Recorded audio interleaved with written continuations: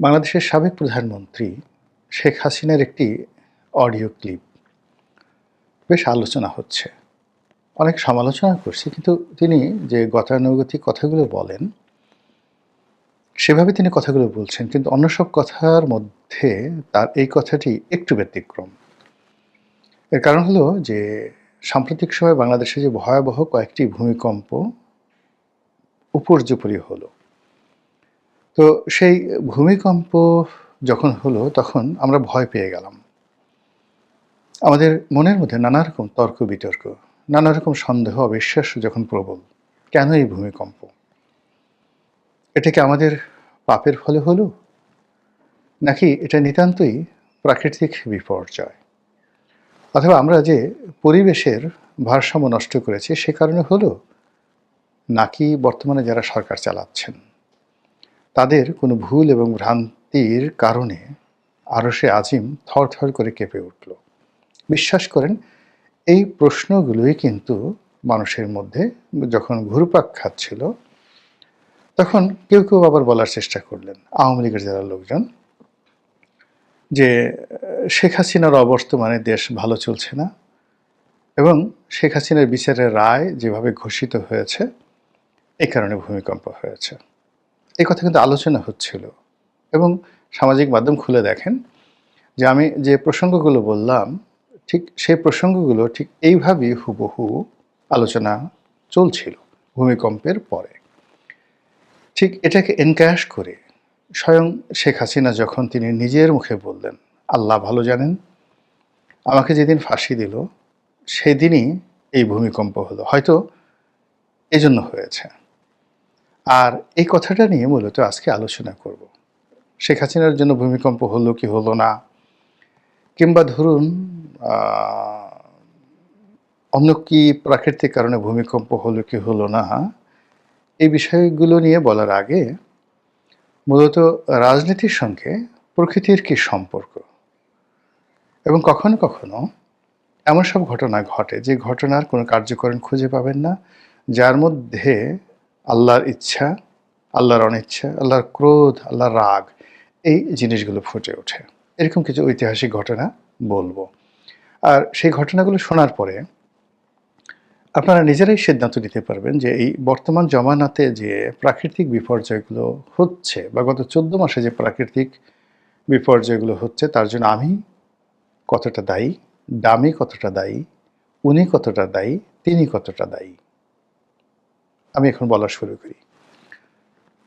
প্রথম প্রাকৃতিক বিপর্যয়, আজকের যে ডেড সি দেখেন, মানে আমাদের যে ভূপৃষ্ঠ রয়েছে সেই ভূপৃষ্ঠের সবচাইতে নিচু এলাকা এই ডেড সি।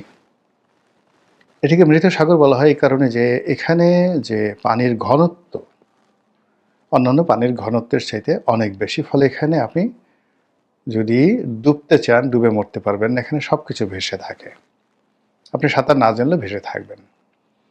2 নম্বর হলো যে এখানে এই যে পানির ঘনত্ব, কেন এই পানিতে লবণের পরিমাণ এবং এর যে কাদা, এটা পৃথিবীর সবচেয়ে বেশি। এখন এটা সৃষ্টি হলো কিভাবে? একটা জমানা, সেই জমানার সবাই পাপাচারে লিপ্ত হয়ে গেল। তো পাপাচারে লিপ্ত হওয়ার পর এভরিবডি, আল্লাহর নবী আসলেন একাধিক্রমে, বেশ কয়েকজন, পুরো মাদায়েন এলাকাতে। আজকের যে প্যালেস্টাইন, জর্ডান, সিরিয়া, এই বিশাল যে এলাকা, সেই এলাকাকে ঘিরে সেই যে প্রাচীন দুনিয়ায় একটা বিস্তীর্ণ যে সভ্যতার পাদভূমি, জনপদ গড়ে উঠেছিল, সেটাকে বলা হতো মাদায়েন। তো সেই মাদায়েনের লোকদেরকে সতর্ক করার জন্য আল্লাহ রাব্বুল আলামিন বিভিন্ন সময়টিতে অনেক ওলি আল্লাহ, গাউস কুতুব, পীর মাশায়েখ থেকে শুরু করে নবী এবং রাসূল পাঠিয়েছেন। লোকজন কথা শুনেনি, তারা তাদের কুকর্ম, একের পর এক কুকর্ম তারা করে গেছে। কওমে সালেহে, কওমে লূত। তো এই যে কওমগুলো, কওমে মানে আদ, কওমে সামুদ, এই কথাগুলো কোরআনে বর্ণনা করা হয়েছে। তো যে কওমটির প্রত্যেকটা লোক যখন অন্যায়ে নিমজ্জিত হয়ে গেল, কোনো কিছু যখন নিয়ন্ত্রণের ভেতরে আর থাকছে না, নবীর কথা শুনছে না, রাজার কথা শুনছে না, মানুষের চরিত্র, বিশেষ করে পুংমৈথন মানে সমকামিতা, এটা এমন একটা বিপর্যয়ের এবং নির্লজ্জতার মধ্যে পৌঁছে গেল, যেটা মানবজাতির ইতিহাসে আর কখনো অত নির্লজ্জভাবে এইরকম সমকামিতা আসেনি। আল্লাহ সিদ্ধান্ত নিলেন এই জমিনটাকে তিনি উল্টে দিবেন। জিব্রাইলকে পাঠালেন, জিব্রাইল তার পাখা দিয়ে সেই জমিনটাকে একটা বাড়ি দিয়ে পুরো জমিনটাকে উল্টে দিলেন। মানুষজন, ঘর বাড়ি, পাহাড় পর্বত যা কিছু ছিল, ওই ডেড সিরে পুরো এলাকাটা উল্টে গেল, দেবে গেল, সব কিছু নিচে পড়ে গেল, আর সেখানে একটা হ্রদ বা সাগর তৈরি হয়ে গেল এই মানুষের চরিত্রের কারণে। এই হলো প্রাকৃতিক বিপর্যয়। পৃথিবীতে যখন কোনো মহামানব আসে, আল বিদায় এবং আল নেহায়া গ্রন্থে আপনি এটি দেখতে পাবেন। মুহাম্মদ রাসূলুল্লাহ সাল্লাল্লাহু আলাইহি ওয়াসাল্লাম যেদিন জন্মগ্রহণ করলেন, সেই দিন দুটো ঘটনা ঘটল। ইবনে কাসিরের বর্ণনা মতে একটা ভূমিকম্প হলো, এবং সেই ভূমিকম্পে ওই মুহূর্তে পৃথিবীর সবচেয়ে সুপার পাওয়ার, দুটো সুপার পাওয়ার ছিল, Roman dynasty and Persian dynasty. তো পার্সিয়ান ডাইনেস্টির যে সুপার পাওয়ার, সেই সুপার পাওয়ার তখন সেটার সম্রাটের নাম ছিলেন নওশের ওয়া। তার যে প্রাসাদ, সেই প্রাসাদের গম্বুজ ভেঙে গেল সেই ভূমিকম্পে, এবং মক্কা থেকে অনেক মানুষ, যারা ওই রাতে একটা অদ্ভুত আকাশে আলো দেখতে পেলেন, যে আলো সিরিয়ার রাজধানী দামেস্ক থেকে একেবারে পারস্য পর্যন্ত যে বিস্তীর্ণ আকাশ, সে আকাশের সীমারেখায় একটা আলোর সিম্ফনি যেটিকে বলা হয়, সেটি তৈরি হয়ে গেল। এরকম বহু ঘটনা। এরপরে আসুন যে তৈমুর লং যেদিন মারা গেলেন এবং যেদিন জন্ম নিলেন, সেই দিনেরও এরকম পৃথিবীতে অতি আশ্চর্য ঘটনা ঘটেছিল।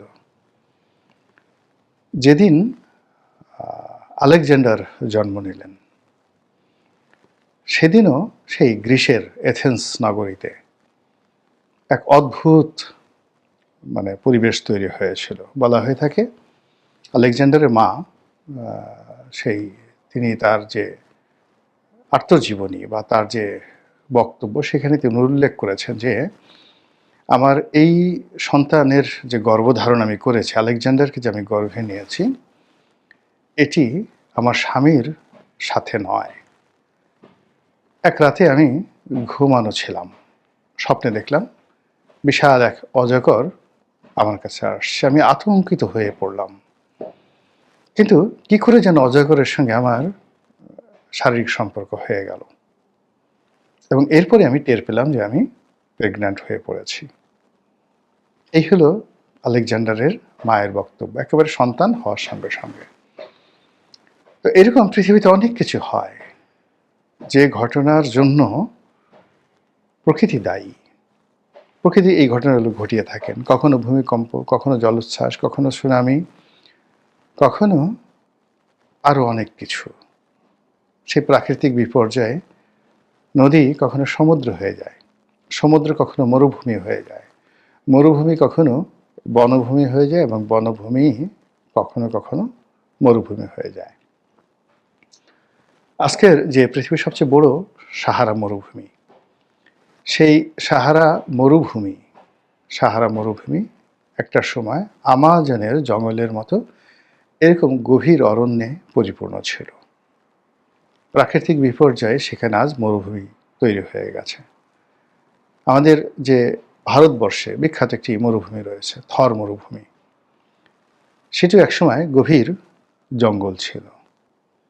আবার আমাদের যে সুন্দরবন, একটা সময় এটা সুন্দরবন ছিল না, এটা অসাধারণ একটি জনপদ ছিল, লোকালয় ছিল।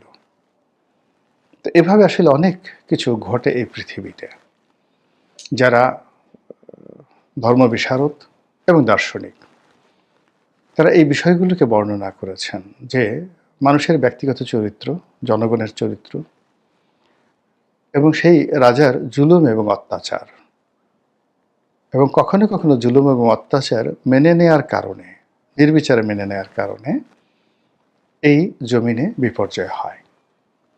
কাজেই শেখ হাসিনার জমানাতে যে সকল অন্যায় হয়েছে, অবিচার হয়েছে, সেটার একটা দিক ছিল কি, স্বল্প পরিসরে হলেও প্রায় সব অপকর্মগুলো নিয়ে সমাজ মুখরিত ছিল, সবাই কথা বলেছে। আপনি চিন্তা করুন, 2009 সন থেকে একেবারে 25 সন পর্যন্ত দেখুন তো, এখন আমরা যে বিষয়গুলো নিয়ে আলোচনা করছি, আওয়ামী লীগের বিরুদ্ধে, শেখ হাসিনার বিরুদ্ধে, তার একটা বিষয়ে ওনার শাসন আমলে গোপন ছিল কিনা? ছিল না। আমরা সবাই আলোচনা করেছি, সমালোচনা করেছি, প্রতিবাদ করেছি। এই প্রতিবাদ করতে গিয়ে অনেকে জেলে গেছেন, স্বাভাবিক নিয়মে। সব জায়গাতেই প্রতিবাদকারী তো জেলেই যাবে, তাদের আর তো রাজপ্রাসাদে যাবে না। অনেককে দুনিয়া থেকে সরিয়ে দেওয়া হয়েছে, গুম হয়েছে, আয়নাগর হয়েছে, কিন্তু প্রতিবাদটা চালু ছিল। এবং it's a beauty of democracy.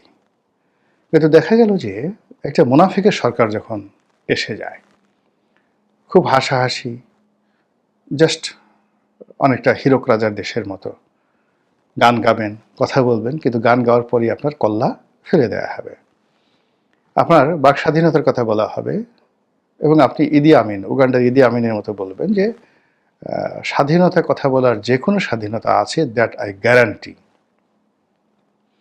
কিন্তু স্বাধীনভাবে আপনি কথা বলার পর আপনার স্বাধীনতাটুকু থাকবে কিনা, এটা আমি গ্যারান্টি দিতে পারবো না।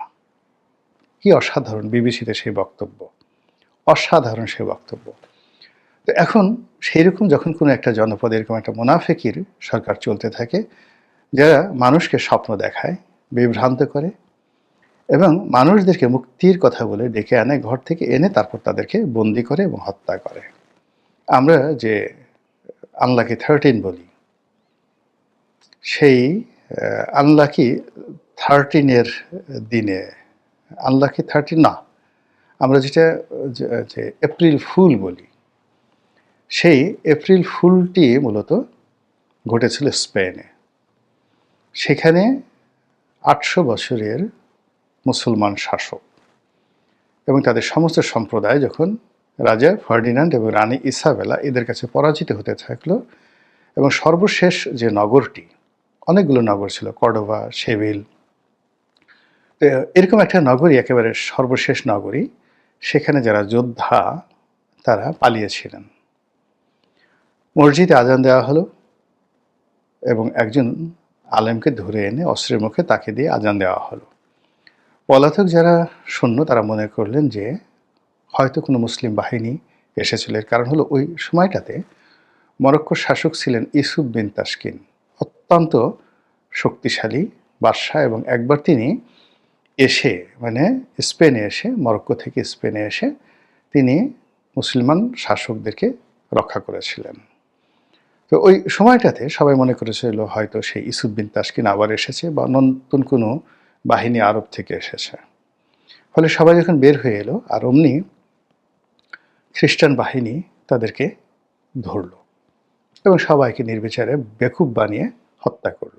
এই হলো আধুনিক স্পেনে মুসলিম শাসক থেকে খ্রিস্টান রাজাদের যে শাসন, সেটাতে রূপান্তরিত হওয়ার প্রাথমিক ইতিহাস। ভারতবর্ষে যদি আপনি আসেন, অসংখ্য ঘটনা আপনি দেখবেন। দিল্লিতে পরপর 2বার মারাত্মক ভূমিকম্প হয়েছে, এবং এই দুটো ভূমিকম্পে কুতুব মিনার ধ্বংস হয়ে গেছে। একবার হলো, এবং সেটা পুনর্নির্মাণ করলেন কুতুবউদ্দিন আইবেক, না, ইলতুৎমিশ। এর কারণ হলো এটা তৈরি করেছিলেন কুতুবউদ্দিন আইবেক তার যে পীর কুতুবউদ্দিন বখতিয়ার কাকির সম্মানে। তো সেটা একটা ভূমিকম্প হলো, এবং এটার সঙ্গেও রাজনীতি জড়িত। এরপরে দ্বিতীয় দফা আবার ভূমিকম্প হলো সুলতান মোহাম্মদ বিন তুগলকের জামানাতে, এবং তিনি সেটা আবার পুনর্নির্মাণ করলেন। আবার তৃতীয়বার ব্রিটিশ জামানাতে এটা আবার ভূমিকম্প হয়ে উপরের যে অংশটি সেটা ভেঙে গেল, আবার সেটি ইংরেজরা পুনর্নির্মাণ করলো। এই যে কুতুব মিনারকে কেন্দ্র করে ৩টি যে ভূমিকম্প, এই তিনটি ভূমিকম্পর সঙ্গে আপনি ডেট তারিখ অনুযায়ী ভিডিও বড় হয়ে যাবে, এই জন্য আমি বললাম না। কিন্তু সেই দিন যেদিন ভূমিকম্প হয়েছিল সেই দিনের রাজনৈতিক ঘটনা, প্রেক্ষাপট এবং পরিস্থিতি, যেটি ওই ভূমিকম্পটা অনিবার্য ছিল।